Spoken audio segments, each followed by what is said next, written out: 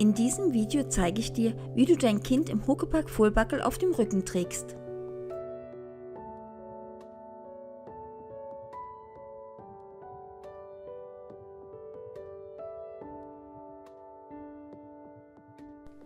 Lege den Hüftgurt locker an, schließe die Schnalle und ziehe das Sicherheitsgummi drüber.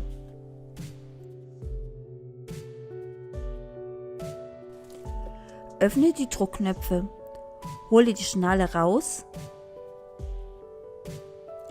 und verbinde sie mit ihrem Gegenstück am Träger.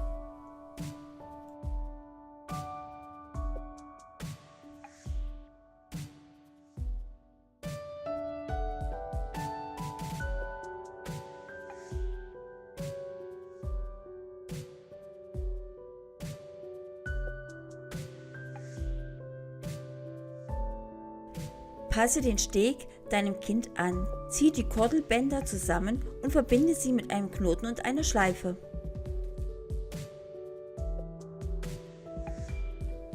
Nimm dein Kind und setze es mittig ins Paneel. Je näher dein Kind am Hüftgurt sitzt, desto breiter ist der Steg.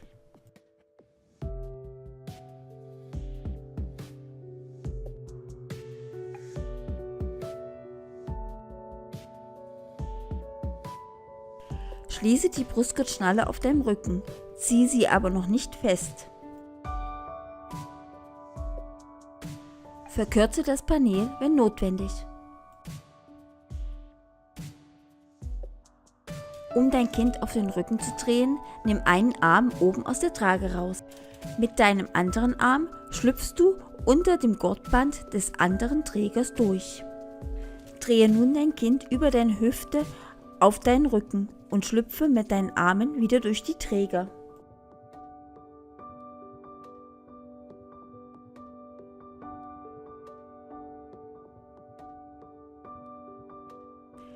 Ziehe die Träger fest.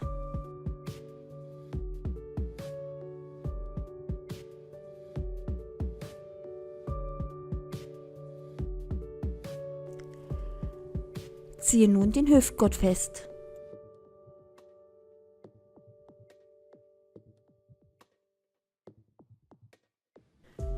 Der Brustgurt wird nun ebenfalls festgezogen.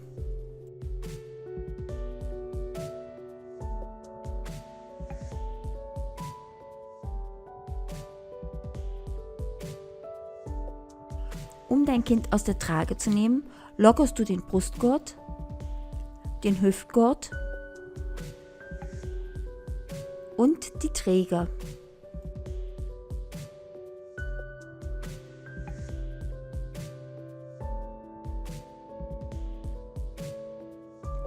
Bringe dein Kind über deine Hüfte wieder nach vorne.